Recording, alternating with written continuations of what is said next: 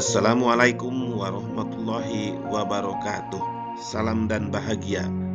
Pada kesempatan kali ini, saya akan memaparkan aksi nyata modul 1.4 yaitu budaya positif. Saya Eli Suparli, selamat menyaksikan. Bismillahirrahmanirrahim. Assalamualaikum warahmatullahi wabarakatuh.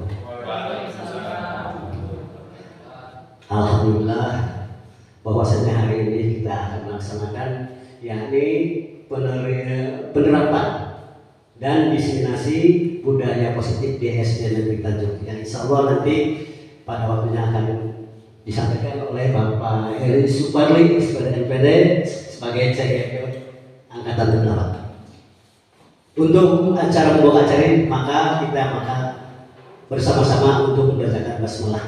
Bismillahirrahmanirrahim. Untuk lanjut kami persilakan kepada Bapak Kepala Sekolah SD Tanjung atau yang mewakili untuk menyampaikan sambutannya. Terima kasih. Assalamualaikum warahmatullahi wabarakatuh. Hamdan wa syukran lillah. Allahumma shalli ala sayyidina Muhammad wa ala ali sayyidina Muhammad. Allahumma rabbi sholli sadri wa yassir amri wa hlul 'uqdatam min lisani yafqahu qawli. Amma ba'd. Yang terhormat para peserta seminar di SD Tanjung, puji dan syukur marilah kita limpahkan kepada Nabi, kepada Allah Subhanahu wa taala. Sholawat beserta salam mari kita serahkan kepada baginda Muhammad sallallahu alaihi wasallam. Saya mengucapkan banyak terima kasih kepada peserta. Mudah-mudahan acara ini berjalan dengan lancar dan membawa manfaat yang lebih banyak kepada kita dalam penerapan dalam kehidupan sehari-hari, khusus yaitu dalam pembelajaran di kelas. Sekian yang saya sampaikan. Terima kasih atas perhatiannya. Assalamualaikum warahmatullahi wabarakatuh. Terima kasih kepada Pak Kepala Sekolah SD Negeri Tanjung yang pernah memberikan sambutannya. Untuk mempersingkat waktu, maka acara kita mulai, yakni penjelasan dari calon CGP yang akan disampaikan oleh Bapak Eli Suparli SPD MPD. Untuk itu waktu dan tempat kami persilakan.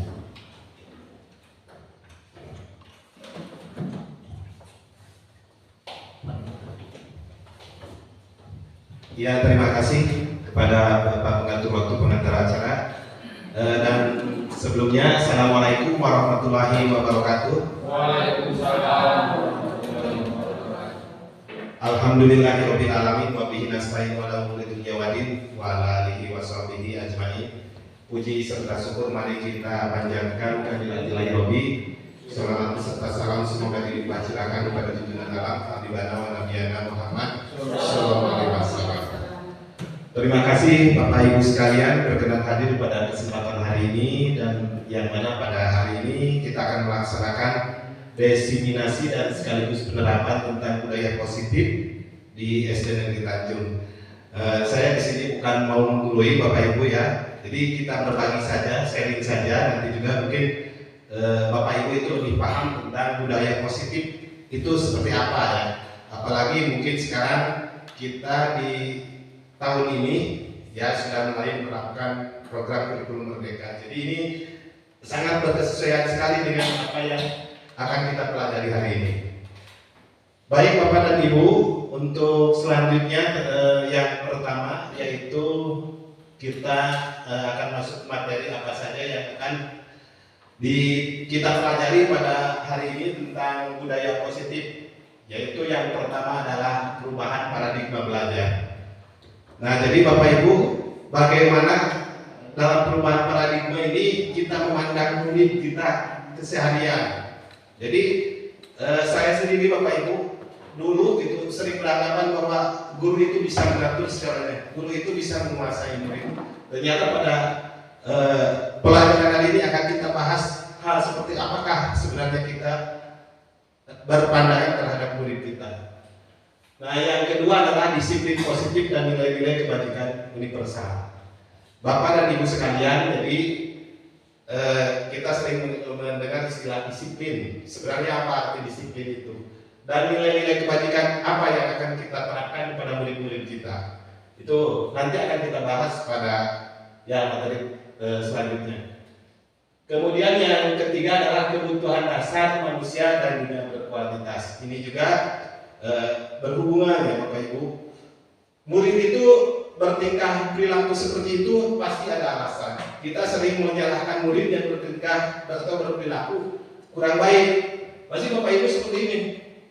Murid yang bangun ya seperti itu pasti yang beranggapan. Padahal sebenarnya ada tujuan, ada maksud dan juga ada kebutuhan yang ingin didapat oleh murid tersebut. Selanjutnya yang keempat adalah motivasi perilaku manusia. Nah, jadi seperti tadi berhubungan bahwa perilaku itu tentu ada motivasi, ada keinginan yang ingin dicapai. Kemudian Bapak Ibu yang kelima adalah posisi kontrol atau 5 posisi kontrol. Itu nanti akan kita bahas seperti apa kita terutama dalam keseharian, yaitu posisi kontrol kita ada sebagai penghukum dan lain sebagainya. Kemudian keenam adalah keyakinan kelas. Nah, di sini kita akan membedakan keyakinan kelas ada peraturan kelas. Ini sebenarnya hampir mirip tapi sebenarnya berbeda. Dan yang terakhir itu segitiga restitusi ya Bapak Ibu. Kita akan bersama-sama menggali posisi kita itu di mana? Apakah sebagai pemantau, sebagai teman dan juga sebagai manajer. Itu sering kita lakukan tapi kita sendiri tidak tahu apa itu namanya gitu Bapak Ibu. Baik Bapak Ibu, sebelum kita ke materi, di sini ada pertanyaan pemantik. Ya, yang pertama, Bapak Ibu tinggal jawab saja setuju atau tidak setuju. Hukuman dapat mendisiplinkan anak. Setuju tidak? Tidak. Tidak. Terima kasih, nanti kita akan bahas ya. Kemudian yang kedua, pemberian hukuman dengan hal positif seperti membaca atau membersihkan halaman sekolah dapat meningkatkan disiplin anak. Setuju? Setuju ya Bapak Ibu? Nah, yang ketiga adalah memberi penghargaan dapat meningkatkan motivasi belajar anak. Setuju. Setuju? Iya, terima kasih. Nah, untuk memperdalam, silakan sekarang kita langsung ke perubahan paradigma belajar. Semua pertanyaan yang barusan dijawab Bapak Ibu akan terjawab semua nanti pada materi yang akan kita bahas. Apakah betul tadi yang sudah dikatakan Bapak Ibu seperti setuju atau tidak setuju itu nanti akan kita terjawab setelah materi ini dipelajari. Bapak dan Ibu, pembelajaran itu dengan perubahan paradigma baru dirancang untuk pembelajaran yang berdiferensiasi agar siswa belajar sesuai dengan minat dan kebutuhannya dan disesuaikan dengan tahap perkembangan serta berupaya mewujudkan profil pelajar Pancasila. Nah, ini kita berhubungan dengan pembelajaran yang berdiferensiasi. Apa itu sebenarnya pembelajaran berdiferensiasi itu? Ya, pembelajaran berdiferensiasi itu adalah pembelajaran yaitu untuk mengakses kebutuhan murid. Karena apa Bapak Ibu? Sebenarnya murid itu memiliki keberagaman, baik itu latar belakang, misalnya kemampuannya ataupun latar belakang pendidikan orang tuanya itu menjadi faktor dan juga beberapa hambatan yang misalnya anak miliki. Jadi kita itu harus membaca keberagaman tersebut ya supaya betul-betul anak itu bisa mencapai kebutuhannya. Jadi seperti gini. Jadi tidak terjadi kesenjangan misalnya si A pinter sekali si B monoyot atau kurang berhasil. Nah, seperti itu jadi terjadi kesenjangan yang luar biasa. Nah, jadi kalau terjadi kesenjangan berarti ada kebutuhan anak yang belum tercapai. Ya, di sini kita pandai-pandainya seorang guru bagaimana untuk bisa memenuhi segala kebutuhan anak tersebut. Ya, yaitu dengan cara teliti ataupun misalnya pertama dilakukan pretest, bisa dengan wawancara, itu juga bisa untuk menggali pengetahuan anak sejauh mana dia pengetahuan sejauh mana kebutuhan yang ingin dicapainya, seperti itu Bapak Ibu. Dan juga kebutuhan anak itu disesuaikan dengan tahap perkembangannya. Jadi seperti anak kelas 1 itu akan berbeda dengan anak kelas 5. Jadi pasti pembelajarannya berbeda lah. Jangan disamakan misalnya kelas 1 dengan kelas 6 atau kelas 1 dengan kelas 3. Itu karena perkembangan usianya juga sangat berbeda. Dan di sini itu berusaha mewujudkan profil pelajar Pancasila. Seperti kita tahu, itu profil pelajar Pancasila atau P3 itu apa saja kira-kira Bapak Ibu? Jadi berketuhanan yang Maha Esa, kemudian berkebinekaan global, kreatif, dan bernalar kritis. Itu salah beberapa tentang profil pelajar Pancasila. Nah, di sini perubahan paradigma itu sesuai dengan kepalan tangan. Misalnya ada si A dan juga B. Misalnya kita dengan teman kita ya. Misalnya sobeklah secari kertas kecil, tuliskan benda atau sesuatu yang sangat berharga untuk Anda. Misalnya kita menuliskan apa yang paling berharga menurut kita. Misalnya ada yang menuliskan kalung atau menuliskan sepeda motor boleh. Jadi letakkan di salah satu tangan kita. Ya, dan genggam benda itu sesuai dengan segala daya. Buatlah sebuah kepalan. Teman Anda dia akan mencoba dengan sekuat tenaga dengan berbagai cara untuk meminta Anda memberikan benda tersebut. Ya, jadi pertama bisa membujuk, ayolah berikan itu pada saya misalnya. Kemudian tidak bisa membujuk, bisa dengan mengancam. Ayo, kalau tidak diberikan, mungkin kamu tidak akan diajak bermain dengan saya. Ya. Jadi semakin naik, bisa menghardik, bisa merayu, bisa menyuap dan lain sebagainya. Jadi ibarat seperti itu Bapak Ibu. Jadi perubahan paradigma, perubahan seperti kepalan tangan itu. Nah, di sini kita akan melihat Bapak Ibu, di sini ada perubahan paradigma berdasarkan stimulus respon dan juga teori kontrol pilihan. Nah, ini sangat kelihatan bedanya ya Bapak Ibu. Stimulus respon yaitu kita mencoba mengubah orang ada pandangan sama dengan kita. Jadi seperti tadi, anak itu memaksa ataupun mengancam gitu. Jadi bagaimanapun supaya dia memberikan sesuatu yang dimilikinya kepada kita. Sedangkan di teori kontrolnya, kita berusaha memahami pandangan orang lain itu tentang dunia. Jadi di sini yang pertama itu bagaimana mengubah orang atau mengubah pandangan orang itu supaya sama dengan kita. Sedangkan di teori kontrol kita memahami bahwa pandangan orang itu berbeda-beda. Jadi ada perbedaan ya Bapak Ibu. Ada perbedaan. Kemudian yang kedua, perilaku buruk dilihat sebagai suatu kesalahan. Jadi seperti tadi kita melihat ada anak misalnya selalu nyolek temannya atau mengganggu temannya, kita menganggap anak itu salah. Tapi sebenarnya yang teori kontrol itu semua perilaku memiliki tujuan. Jadi anak tersebut bangor bisa berupatan kehalus itu ada maksud dan tujuannya seperti itu. Kemudian orang lain bisa mengontrol saya. Nah, dan teori kontrol pilihannya hanya Anda yang bisa mengontrol diri Anda.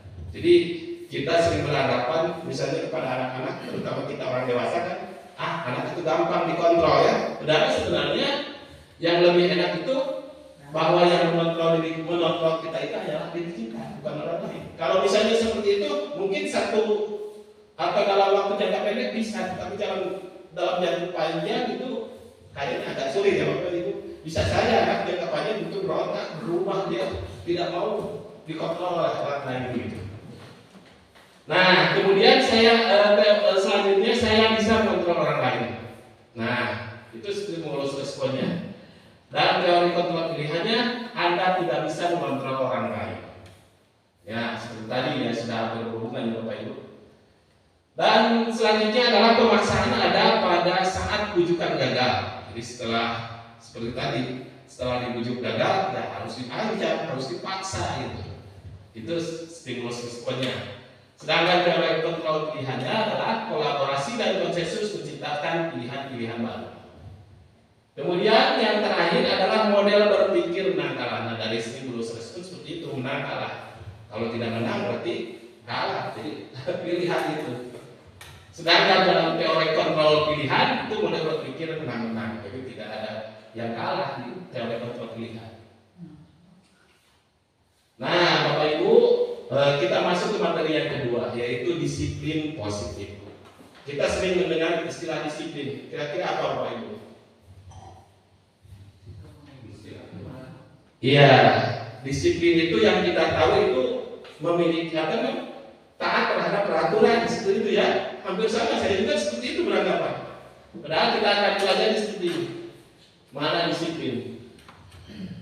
Nah, disiplin itu pada dasarnya adalah berasal dari bahasa Latin, yaitu artinya belajar. Jadi disiplin itu sama dengan belajar.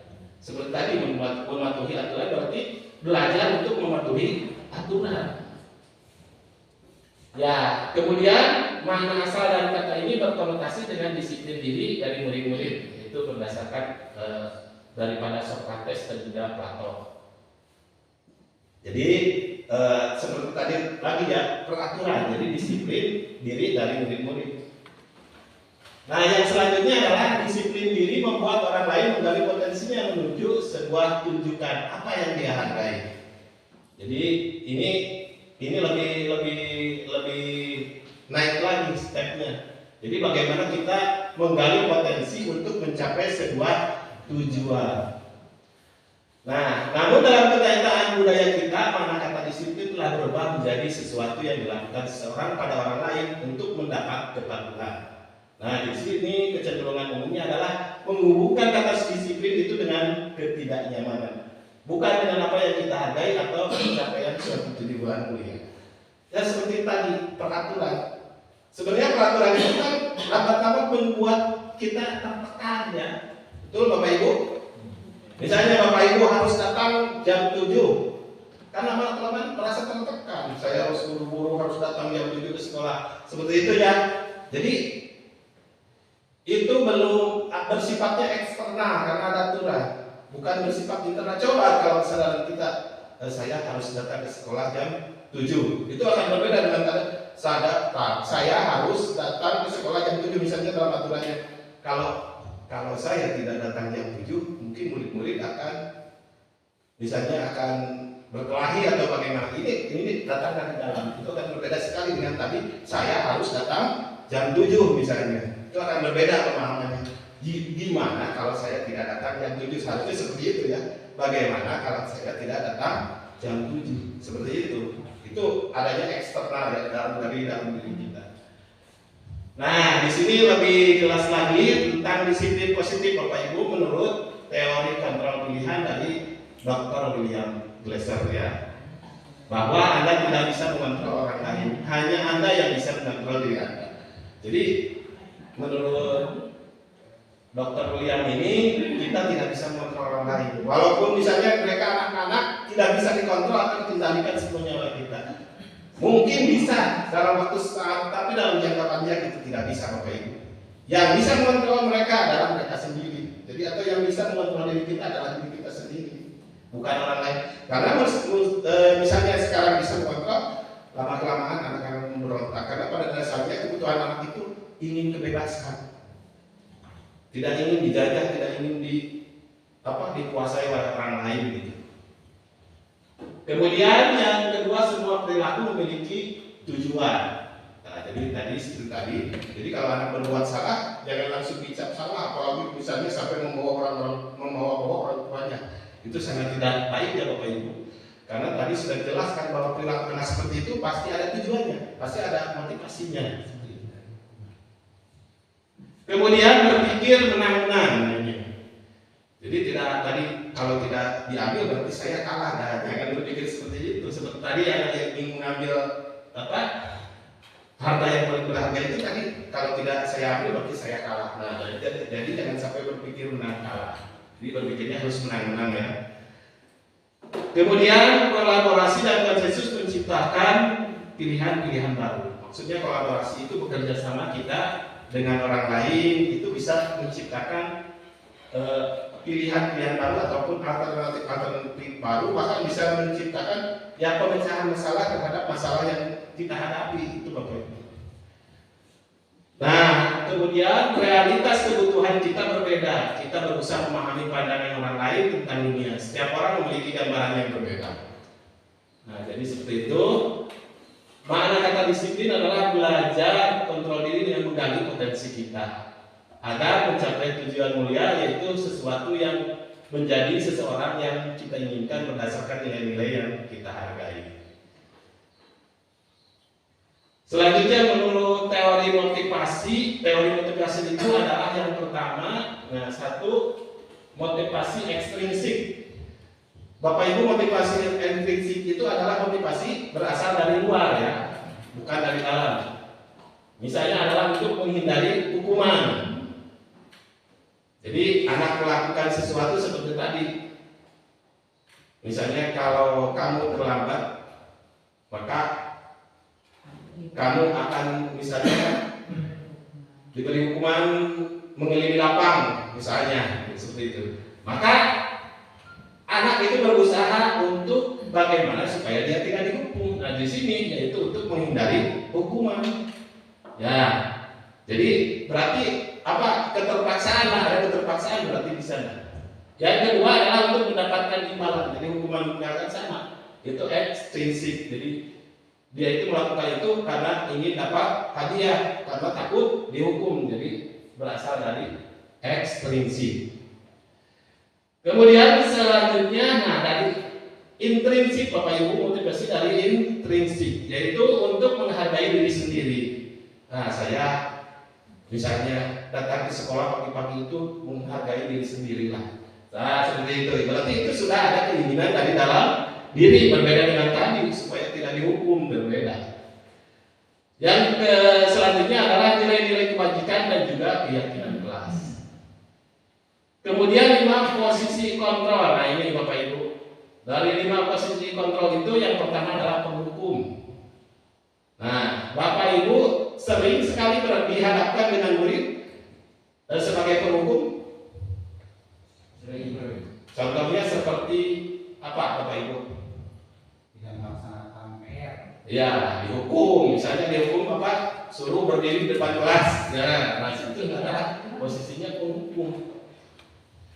Kemudian pembuat rasa bersalah. Nah, ini ada pembuat rasa bersalah. Jadi selain tadi menghukum, ada pembuat rasa. Bagaimana pembuat rasa bersalah kira-kira Bapak Ibu? Menyadari kesalahan sendiri. Apa ya? Seperti begini. Misalnya ada anak berkata kasar kepada kita. Kamu jangan berkata kasar kepada saya. Bayangkan jika kamu yang dikatai kasar oleh orang lain, bagaimana perasaan kamu? Nah, itu adalah pembuat rasa bersalah. Jadi anak, oh iya ya, berarti saya sudah bersalah. Itu berarti itu termasuk kepada pembuat rasa bersalah. Ya. Kemudian yang ketiga teman, yang keempat pemantau dan yang kelima manajer. Ini akan dijabarkan di slide berikutnya ya, supaya lebih detailnya. Ini hanya sebagai gambaran saja dulu. Nah, 5 kebutuhan dasar manusia. Nah, Bapak Ibu, ini berhubungan juga dengan 5 kebutuhan dasar manusia, yaitu pertama bertahan hidup. Jadi kebutuhan manusia itu pertama bertahan hidup, misalnya dengan makan, minum, kemudian kebutuhan sandang, pangan, papan, itu termasuk kepada bertahan hidup. Kemudian tadi penguasaan, ingin menguasai orang lain atau ingin menguasai kelas, ya seperti itu pada dasarnya merupakan kebutuhan hidup. Jadi misalnya ada anak yang istilahnya kalau bahasa Sunda itu ngokok seperti itunya. Jadi itu sebenarnya merupakan sifat atau kebutuhan penguasaan. Nah, selanjutnya adalah kasih sayang dan juga rasa diterima. Seperti tadi ada anak yang yang nakal di kelas. Sebenarnya ada kebutuhan anak tersebut bisa jadi itu masuk kepada ingin disayangi, ingin mendapat perhatian, kan? Ingin diterima seperti itu. Jadi jangan misalnya langsung disalahkan seperti itu. Kemudian kesenangan. Nah, ini kesenangan ini mungkin bagian dari kebutuhan juga. Nah, apalagi misalnya contoh di kelas 6 Bapak Ibu, biasanya ada rekreasi. Nah, itu juga harus ya supaya kebutuhan kesenangan terpenuhi. Di kelas juga sama Bapak Ibu. Ya, Pak Tony jangan terlalu ketat-ketat. Nah, beli anak itu game atau kuis atau misalnya tegang-tegang, beri nyanyian seperti itu. Jadi anak itu butuh kesenangan ternyata. Dan ini tidak hanya untuk anak ya, orang tua juga sama ya. Ingin kesenangan. Kemudian kebebasan. Jadi anak itu tidak mau dikekang sekali, tidak mau dikontrol. Jadi anak ingin kebebasan. Nah, kita sekarang pelajari lebih lanjut tentang kebutuhan dasar manusia.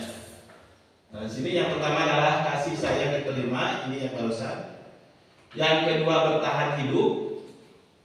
Nah, yang ketiga adalah penguasaan. Seperti tadi kasih sayang. Jadi anak ingin cari perhatian bagaimana supaya disayang oleh gurunya atau supaya dapat diterima oleh kelompoknya. Itu sama dengan kita lah orang dewasa. Misalnya terhadap lingkungan yang baru, bagaimana caranya supaya kita bisa diterima di lingkungan tersebut. Yang ketiga yaitu penguasaan, Bapak Ibu. Jadi tadi anak butuh atau manusia itu butuh penguasaan, yaitu ingin mengontrol orang lain. Kemudian yang keempat kesenangan. Nah, jadi seperti tadi, jadi anak butuh senang, termasuk kita juga orang dewasa sama lah. Jadi di dalam pembelajaran supaya tidak jenuh, tidak terlalu tegang ya, beri anak game, beri anak kuis. Ya. Nah, kita juga sama orang dewasa, berarti butuh kesenangan. Bahkan sewaktu-waktu boleh misalnya belajarnya kita adakan di tempat berbeda, misalnya itu di suatu tempat yang benar-benar bikin menciptakan kesenangan. Boleh sebenarnya itu. Nah, baik Bapak Ibu, supaya tidak jenuh kita ice breaking dulu ya. Nah, ice breakingnya Bapak Ibu, kalau saya sebut satu, Bapak Ibu pegang mata. Kalau saya sebut dua, pegang telinga. Kalau saya sebut tiga, pegang hidung. Bisa Bapak Ibu, saya akan menyanyikan lagu satu-satu ya.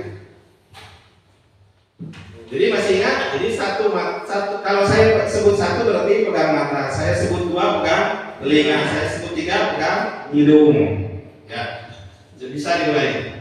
Satu, dua, satu. Bapak jawab ya Bapak Ibu.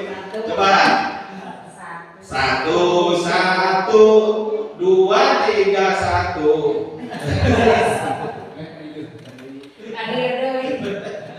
Iya, nggak apa-apa, itu kan speaking, jadi melatih konsentrasi kita. Bisa dimulai satu kali lagi. Iya, supaya tidak terlalu tegang ya. Satu, dua, tiga, dua, satu. Tiga, satu, tiga, satu.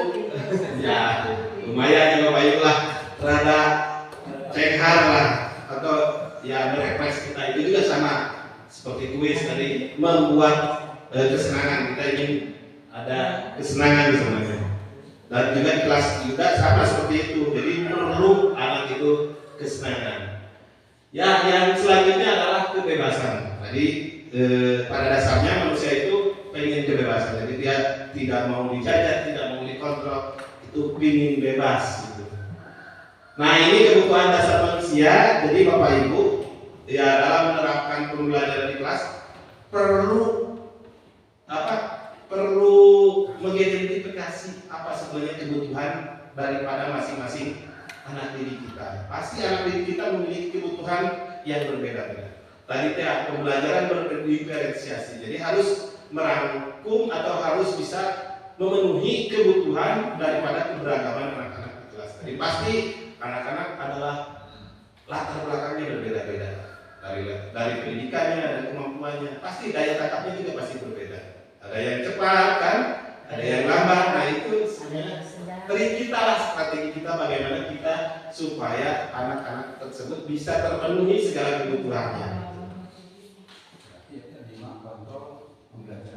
Ya, kita lanjut sekarang ke motivasi perilaku manusia. Apa saja yang motivasi perilaku manusia itu? Nah, yang pertama adalah untuk menghindari ketidaknyamanan. Tadi sama, yaitu atau hukuman apa yang terjadi saya jika tidak melakukannya. Ini seperti tadi. Bagaimana jadinya misalnya kalau saya terlambat datang ke sekolah, nah, misalnya dihukum, Bapak berarti itu masih bersifat eksternal ya. Jadi kepatuhan dia itu karena ada hukuman gitu. Ada hukuman berarti eksternal. Nah, yang kedua adalah untuk menghindari ketidaknyamanan. Yang menyesamanya apa yang terjadi apabila saya tidak melakukannya. Nah, dan ini yang selanjutnya adalah internal. Untuk menghargai diri sendiri, saya akan menjadi orang yang seperti apa bila saya melakukannya.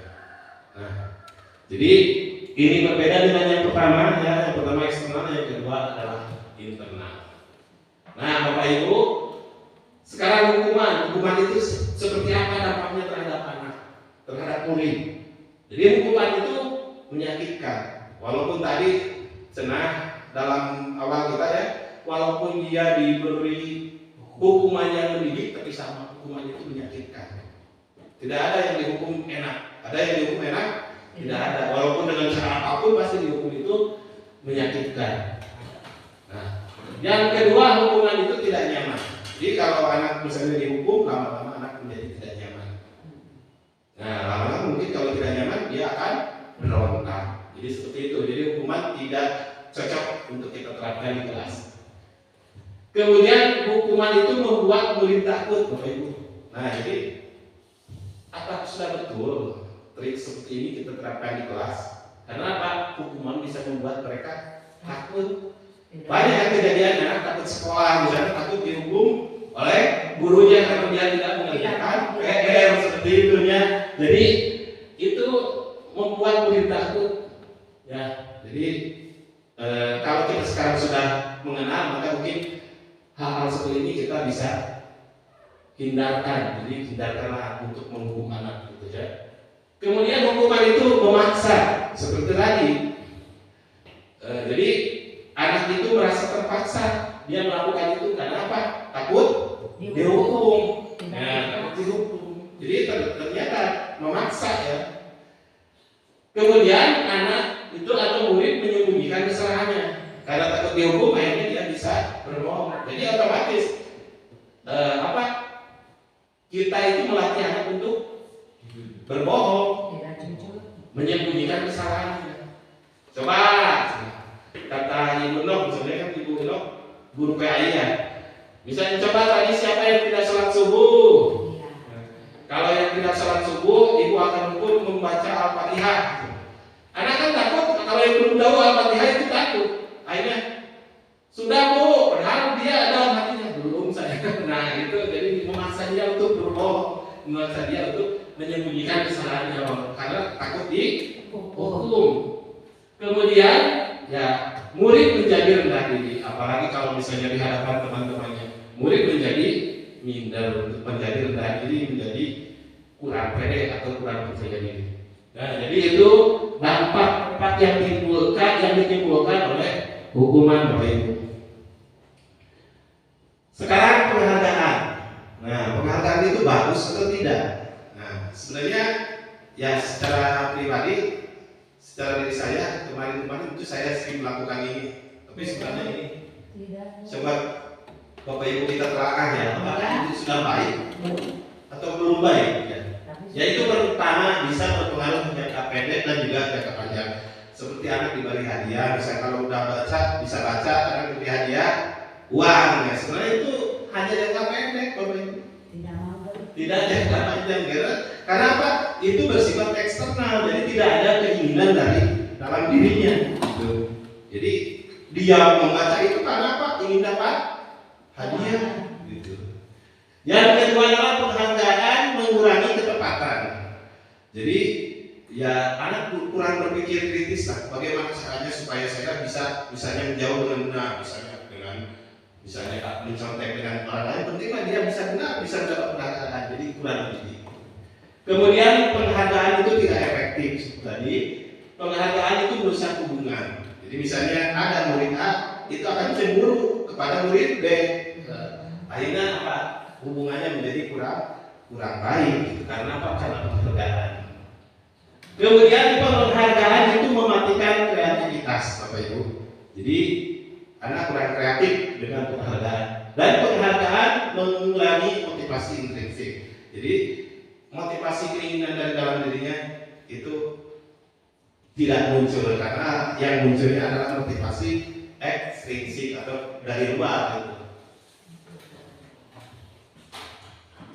Nah, Bapak Ibu, nah untuk bagaimana supaya, karena tadi sudah tahu hukuman itu berdampak seperti apa, perdagangan itu juga berdampak seperti apa, maka di sini adalah bentuk program kebajikan atau apresiasi. Jadi jalan keluarnya adalah memberikan program kebajikan atau apresiasi. Ya, apresiasinya bisa memberi pengakuan secara khusus, ya, secara khusus misalnya kepada anak tersebut, kemudian memberi pengakuan secara pribadi. Ya, bisa contoh, bagus sekali tulisan kamu. Dibanding dengan murid-murid yang lain, kami yang paling bagus. Itu seperti itu. Jadi bisa memberikan apresiasi kepada murid-murid, ya, tidak harus dengan penghargaan dulu, ya. Kemudian beri pengakuan kepada semua murid secara bergantian. Nah, ini pengakuan kepada semua murid. Bisa ini dilakukan Bapak Ibu. Jadi yang diberi pengakuan atau apresiasi hanya anak tertentu itu, hanya anak itu. Jadi kita bisa melakukan secara bergantian. Supaya apa? Timbul motivasi dalam dirinya. Oh, saya dipuji oleh Ibu Nining misalnya. Jadi timbul motivasi, besok saya akan belajar lebih baik lagi. Nah, seperti itu, ya. Bisa kita lakukan seperti itu, trik di kelas. Kemudian beri pengakuan secara konsisten. Konsisten itu terus menerus, ya. Kemudian fokus pada proses. Jadi ini tentang penerapan bentuk program kebajikan atau yang disebut apresiasi. Nah, contoh pengakuan atau apresiasi kebajikan. Contohnya seperti apa? Nah, situasinya pada saat menolong murid baru di kelas. Ya, kemarin saya perhatikan rasa empatimu besar sekali, seperti itu. Jadi itu memberi apresiasi kepada anak. Kemudian anak pada saat kamu membantu teman-temanmu di kelas kelompok, saya menghargai kepedulianmu. Nah, ini juga apresiasi, ya Bapak Ibu.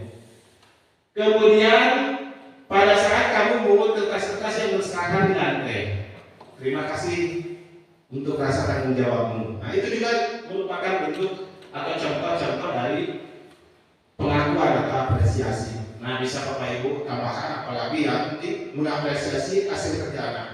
Ya. Nah, di sini ada beberapa tindakan guru. Nah, Bapak Ibu, ini sebenarnya ada dua, yang hukuman atau konsekuensi. Kalau hukuman itu mungkin lebih kepada fisik, ya Bapak Ibu. Kalau konsekuensi itu biasanya lebih kepada kesepakatan. Jadi kita misalnya membuat kesepakatan dengan anak, misalnya kalau yang tidak mengerjakan tugas, maka anak harus mencatat kembali pelajaran, misalnya atau mencatat di waktu istirahat, misalnya seperti itu. Mencatat pelajaran di waktu istirahat kalau anak yang tidak mengerjakan tugas, seperti itu. Itu termasuk konsekuensi. Anak akan tahu kenapa sudah menjadi kesepakatan bersama. Berbeda dengan hukuman. Kalau hukuman itu bisa terjadi secara tiba-tiba, tanpa diketahui oleh anak, bahkan mungkin lebih menyakitkan. Contoh Bapak Ibu, mencatat 100 kali di dalam buku kalimat, saya tidak akan terlambat lagi karena terlambat ke sekolah. Itu hukuman atau konsekuensi? Enggak, ini pilihannya hukuman atau konsekuensi. Saya mencatat 100 kali dalam buku kalimat, saya tidak akan terlambat lagi karena terlambat ke sekolah. Hukuman atau konsekuensi Bapak Ibu? Konsekuensi. Boleh, kalau yang hukuman boleh, itu tidak dipaksa, ya. Hukuman atau konsekuensi boleh, konsekuensi. Kemudian tadi mengelilingi lapangan basket 2 kali karena terlambat hadir di sekolah. Hukuman. Iya. Kemudian murid diminta untuk push up 15 kali karena tidak menggunakan masker di sekolah. Hukuman. Ya. Menggantikan kertas tugas teman-teman yang telah dicoret-coret. Konsekuensi bisa, kalau hukuman bisa. Pilih salah satu Ibu. Hukuman. Konsekuensi, ya. Nanti kita akan cari tahu apa betul atau tidak jawaban kita. Membersihkan tumpahan air di meja tulis karena tersenggol pada saat belajar. Ini hukuman atau konsekuensi? Konsekuensi. Murid disuruh untuk menggunakan sepatu seharian di sekolah karena tidak menggunakan sepatu hitam. Hukuman. Lari mengelilingi lapangan basket 2 kali karena terlambat 10 menit untuk pelajaran PJOK. Hukuman. Nah, sekarang kita akan tahu jawaban kita betul salah. Nah, tadi yang catat 100 kali hukuman. Lari mengelilingi lapangan hukuman. Kemudian diminta push up hukuman. Nah, menggantikan kertas teman yang coret-coret konsekuensi. Membersihkan tumpahan air di meja tulis karena tersenggol konsekuensi. Kemudian disuruh untuk tidak menggunakan sepatu hukuman. Lari mengulangi konsekuensi. Jadi mana yang termasuk hukuman, mana yang termasuk konsekuensi. Nah, ini lebih intinya Bapak Ibu, perbedaan hukuman dan konsekuensi. Jadi hukuman itu sesuatu yang menyakitkan harus terjadi. Jadi lebih menyakitkan. Walaupun mungkin tidak secara fisik, tapi itu dampaknya lebih menyakitkan. Konsekuensi itu sesuatu yang harus terjadi. Kita ini kalau konsekuensi itu sudah tahu, misalnya seperti tadi, kalau tadi terlambat saya ke sekolah, maka saya harus push up misalnya. Jadi sudah tahu, walaupun itu ke fisik, itu anak sudah tahu. Tapi kalau hukuman mah tiba-tiba misalnya kita sedang berada di kelas, tentang anak terlambat, anak belum tahu apa yang akan terjadi misalnya, datang terlambat ya misalnya kata Pak Jajam itu, karena kamu terlambat, kamu keliling lapang 3 kali, ya anak itu tidak tahu, oh itu hukuman.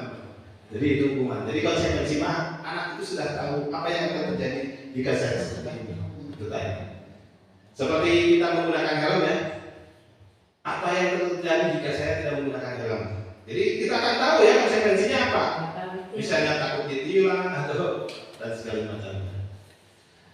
Anak membenci kedisiplinan, Bapak Ibu. Yang kedua itu membuat anak sakit ya, fisik ataupun hati untuk waktu jangka yang lama. Jadi seperti tadi hukuman itu pasti, apalagi kita di kota-kota atau di TV ya sering lihat ya ada anak yang membunuh gurunya. Jadi ibu ini bahwa hukuman itu ternyata membuat anak sakit hati, apalagi misalnya anaknya yang tingkat SMA ataupun perguruan tinggi seperti itu. Jadi ada yang misalnya gurunya motornya kempes sama anak muridnya, itu seperti itu. Jadi membuat mereka sakit hati. Nah, jadi hindarilah bagaimana membuat hukuman terhadap anak. Dan konsekuensi juga membuat anak merasa tidak nyaman dalam jangka waktu pendek. Jadi kalau tadi menjaga waktu lama, kalau anak konsekuensinya jangan waktu pendek, tapi tetap membuat anak merasa tidak nyaman. Selanjutnya hukuman anak membenci kedisiplinan. Kemudian anak menghargai disiplin. Nah, jadi hukuman itu anak membenci kedisiplinan. Anak membenci peraturan-peraturan yang kita buat. Kalau konsekuensinya anak menghargai disiplin karena sudah tahu kan, sudah disepakati. Hukuman itu bersifat paksaan, sedangkan konsekuensi adalah stimulus tanggapan. Kemudian hukuman mendorong anak menyakiti diri sendiri. Konsekuensi mendorong anak agar mudah menyesuaikan diri. Kemudian hukuman adalah konsep diri yang buruk, sedangkan konsekuensi adalah konsep diri yang baik. Kemudian hukuman itu anak belajar untuk menyembunyikan kesalahan, sedangkan konsekuensi anak belajar untuk mematuhi peraturan. Hukuman marah, rasa bersalah dipermalukan, merasa tak dihargai, sedangkan konsekuensi kehilangan hak, dibuat tidak nyaman, diasingkan untuk sementara. Seperti itu. Jadi Bapak Ibu lebih baik yang mana? Konsekuensi, tapi sebagai kedua-duanya juga karena saya kedua-duanya juga tidak menyenangkan gitu, tidak nyaman gitu. Kedua-duanya juga tidak menyenangkan. Karena apa? Yang pertama kehilangan hak, yang kedua tidak dibuat nyaman, yang ketiga diasingkan untuk sementara waktu. Nah, selanjutnya Bapak Ibu adalah 5 posisi kontrol. Yang pertama adalah penghukum, yang kedua adalah pembuat merasa bersalah. Seperti tadi penghukum, seperti tadi Bapak Ibu sudah diberikan contoh ya, anak yang misalnya tidak mengerjakan PR dihukum, menulis misalnya saya nanti akan mengulangi program ini 5 halaman, itu penghukum. Berarti posisi kita itu di mana? Di sini penghukum. Kemudian tadi pembuat merasa bersalah. Nah, apakah posisi kita di pembuat merasa bersalah? Ya, pada diri kita. Seperti apa kita di kelas. Kemudian posisi kita sebagai teman. Apakah posisi kita di kelas itu sebagai teman? Ya, tanyakan pada hati kita ya. Atau pemantau, ataupun manajer. Nah, untuk lebih jelas kita akan bahas 5 posisi kontrol ini. Ya, ini penghukum itu adalah menghardik, menunjuk-nunjuk, menyakiti, menyindir. Kalau kamu tidak melakukannya, awas ya, rasakan. Ini penghukum. Hasilnya anak memberontak, menyalahkan orang lain, berbohong. Kaitan dengan dunia berkualitas, murid meletakkan dulu di luar dunia berkualitas. Murid berkata, biarkan saja, nanti juga marah-marah lagi gitu. Jadi murid lama-lama hancur. Biasa. Dampak pada murid akan melakukan atau mengulangi kesalahannya kembali. Ya Bapak Ibu, akhirnya karena kita sering misalnya tadi menghukum, lama-lama anak menjadi kebal, tetap berbuat mengulangi terus. Kemudian pembuat rasa bersalah, yaitu berceramah dan mengatakan seharusnya ibu kecewa sama kamu. Ibu kira kamu itu mengerjakan tugas tapi ternyata tidak. Nah, ini membuat rasa bersalah. Bayangkan nanti jika kamu jadi guru, terus murid kamu seperti ini, apa yang kamu rasakan? Nah, ini membuat rasa bersalah. Hasilnya ini akan menyembunyikan, kemudian akan menyangkal, kemudian akan berbohong. Kemudian murid meletakkan guru di dalam dunia berkualitas. Murid berkata, maafkan saya Bu, misalnya. Kemudian dampak pada murid merasa rendah diri. Nah, ini posisi kita di pembuat rasa bersalah. Ini masuknya ke kategori identitas jaga. Jadi kalau misalnya kita di posisi sebagai penghukum dan pembuat rasa bersalah, maka anak itu dikategorikan sebagai anak yang gagal atau anak identitasnya gagal. Jadi kita tidak mengubah anak ke identitas sukses. Nah, kemudian di selanjutnya ada teman. Ini masuk ke identitas berhasil atau sukses. Nah, ini mengharapkan imbalan atau ketergantungan pada orang lain. Seperti tadi, ini adalah misalnya kita diberi penghargaan. Teman membuat alasan-alasan untuk muridnya. Kemudian guru berkata, ayo lakukan demi ibu. Masa kamu tidak mau? Ingat, ibu tidak pernah membantu. Kemudian hasil ketergantungan. Jadi anak akan ketergantungan. Ini sebagai teman, ayo lakukan demi ibu. Misalnya. Kamu harus kasihan sama ibu atau sama bapak, ya. Seperti itu.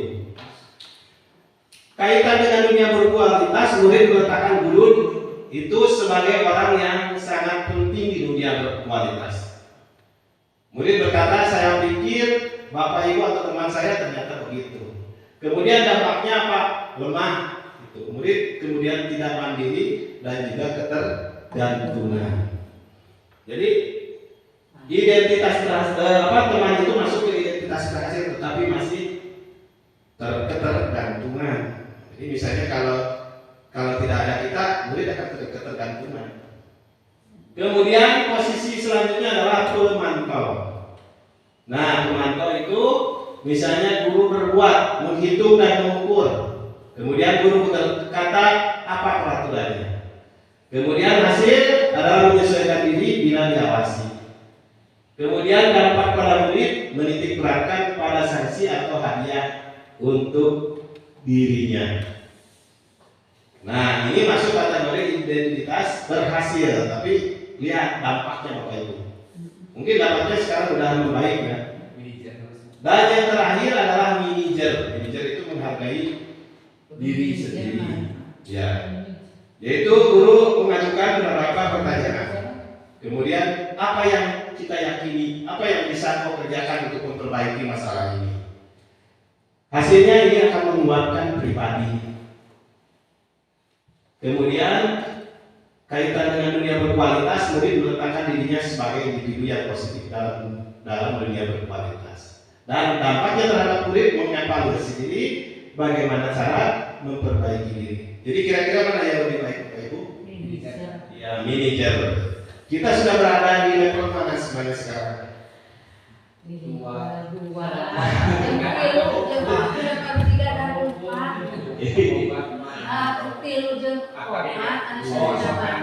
Iya.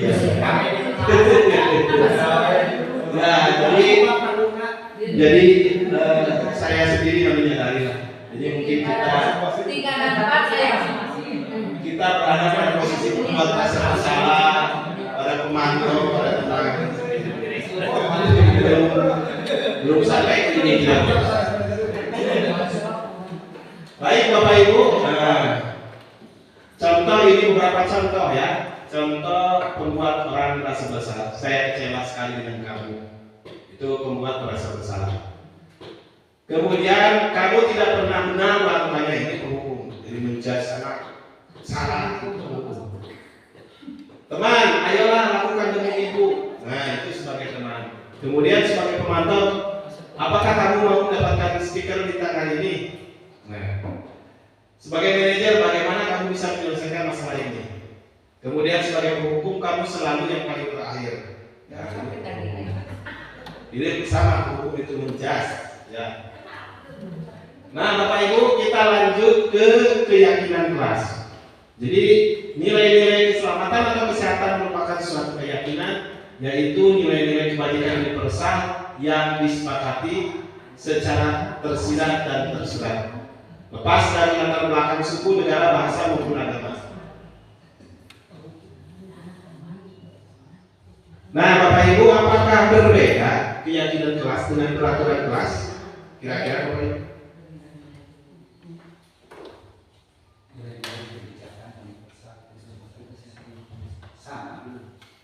Peraturan kelas tersirat dan tidak tersirat,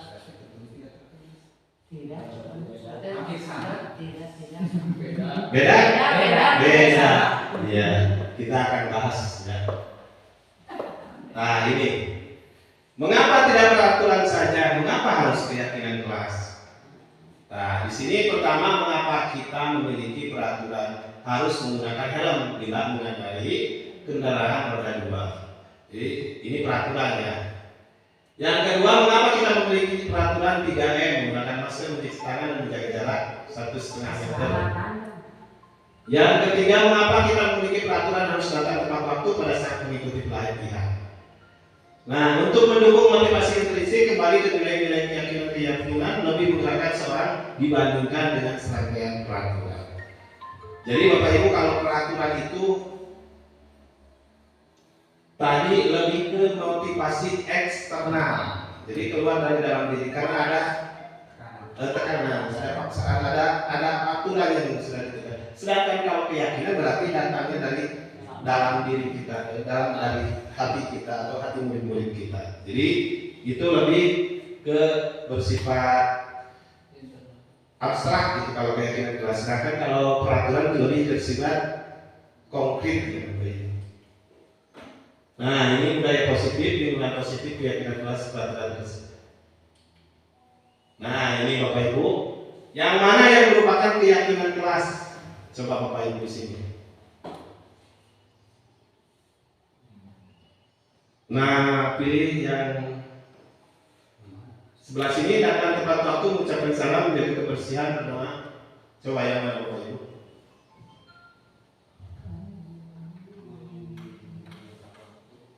Kemudian kami guru dan murid yang saling menyayangi, kami murid yang semangat belajar, kami murid yang peduli dengan teman-teman.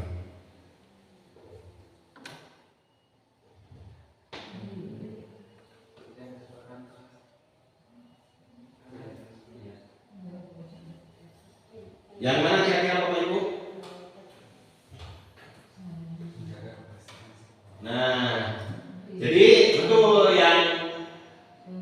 yang keyakinan kelas itu yang sebelah kanan, yang sebelah kanan. Jadi ini masuk ke peraturan kelas. Ini peraturan kelas. Datang tepat waktu. Jadi kami guru dan murid yang saling menyayangi, kami murid yang semangat belajar, kami murid yang peduli dengan teman-teman. Mengapa disebut keyakinan kelas? Iya, jadi datang dari keinginan diri sendiri. Jadi tidak datang hanya karena ada tekanan atau tadi paksaan. Nah, di sini Bapak Ibu tentang kegiatan pendalaman keyakinan kelas. Nah, ini yang lebih ini. Jadi ada apa?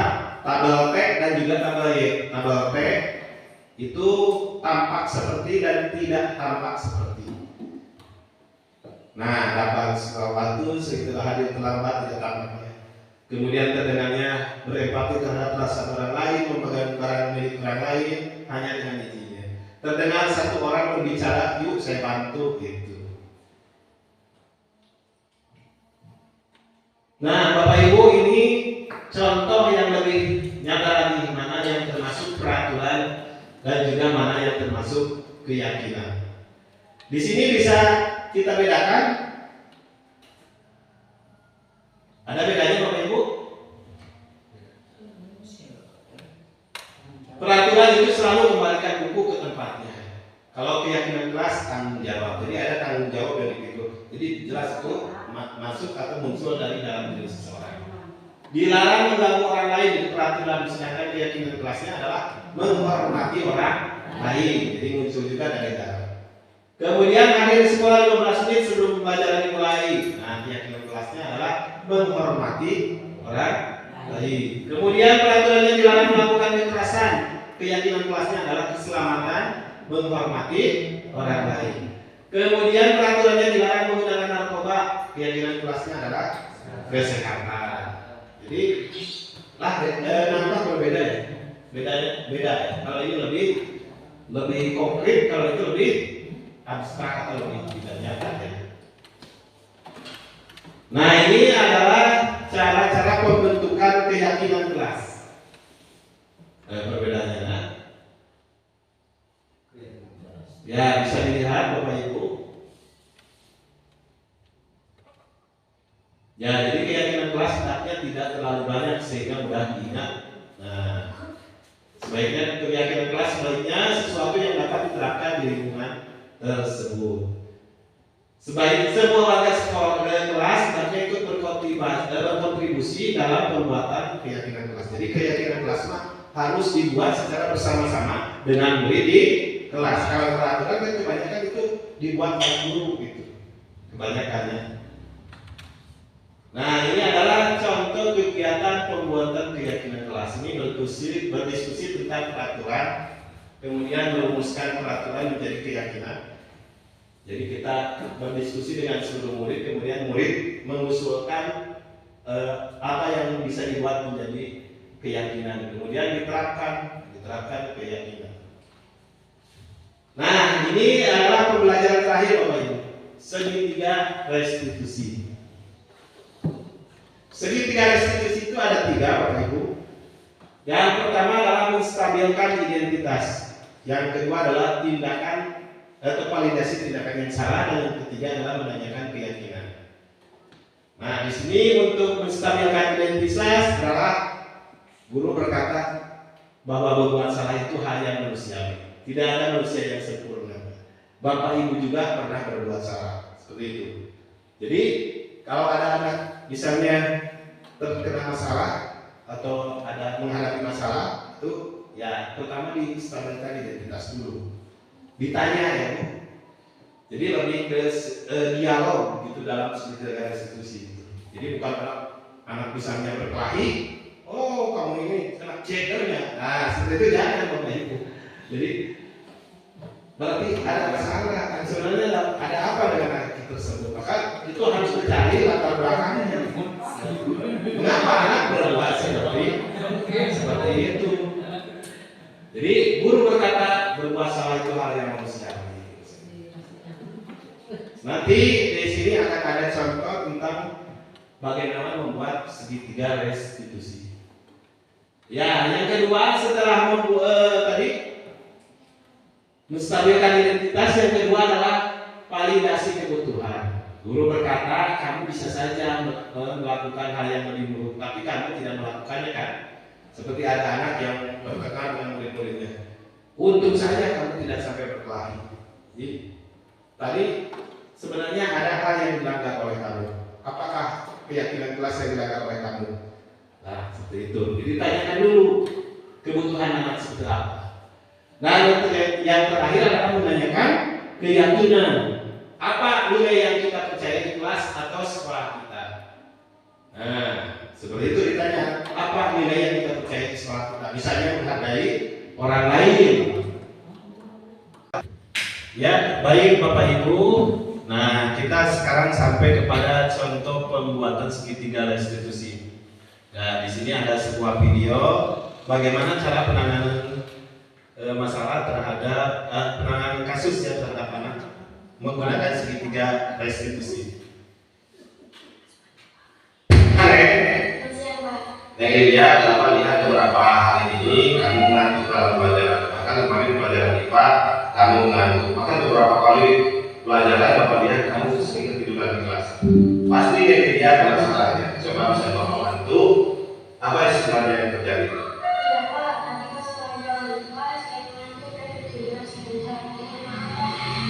Oh, jadi beberapa kali ini betul kamu ketiduran.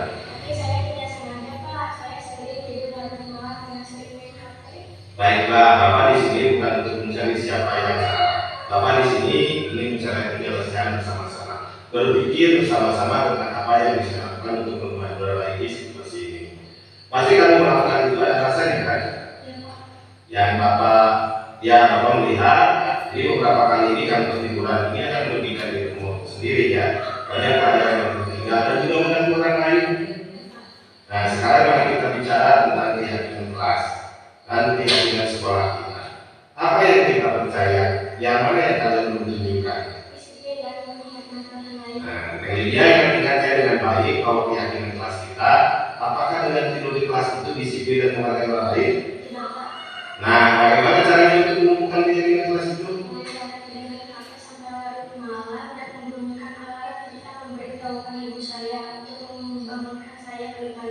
Iya, betul sekali. Baiklah, mulai dari besok kamu tanamkan keyakinan kelas tersebut dan nanti Bapak akan menghubungi ibu kamu, Bapak kamu juga untuk sama-sama merubah supaya kamu tidak sampai tidur malam dan membangunkan pada pagi-pagi. Nah, sekarang dengan dia silakan untuk istirahat.